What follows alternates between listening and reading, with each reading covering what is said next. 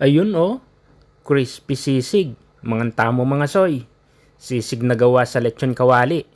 Simple lang yan. Tara, simulan na natin. Itong pork belly mga soy, napakuluan ko na hanggang sa lumambot.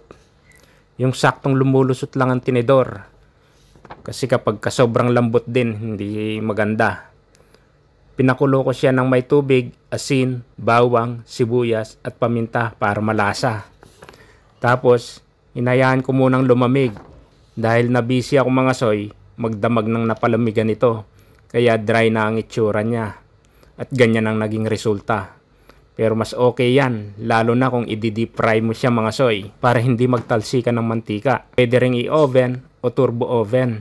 Itong sa akin mga soy, air fryer ang ginamit ko. Pagluto na, hiwain na yung lechong kawali. Yung may pagkamanipis para mas masarap kainin. Tapos lagyan ng sibuyas. Pag maraming sibuyas, mas masarap. Kaya 3 malalaking sibuyas ang nilagay ko mga soy. Yung iba, puting sibuyas ang nilalagay. May pagkamatamis kasi kapag yung puting sibuyas ang ginamit. Itong sa akin, purple na sibuyas para mas matapang ang lasa niya mga soy. Gusto ko yung matapang-tapang na sibuyas eh. Tapos nilagyan ko siya ng lemon. Mas masarap sana pag kalamansi. Kaso naubusan ako ng kalamansi, kaya lemon na lang ang aking nilagay mga soy. Huwag isama yung mga buto para hindi mapait ang inyong sisig mga soy. At pagkatapos lagyan ng kalamansi, timplahan na ng asin. Pwede ring lagyan ng konting paminta. At dahil wala akong sariwang sili, chili flakes na lang ang nilagay ko mga soy. Mas masarap ang sisig kapag kumakagat ang anghang niya. Kaya mas masarap pag lalagyan ng sili. Ganyan lang kasimple ang timpla ng ginawa ko mga soy.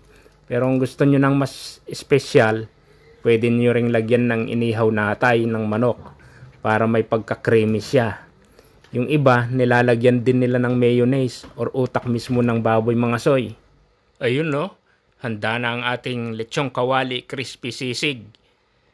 Ganun lang siya kasimple mga soy. May ulam ka na, may pulutan ka pa. Ang sarap, mga tamo.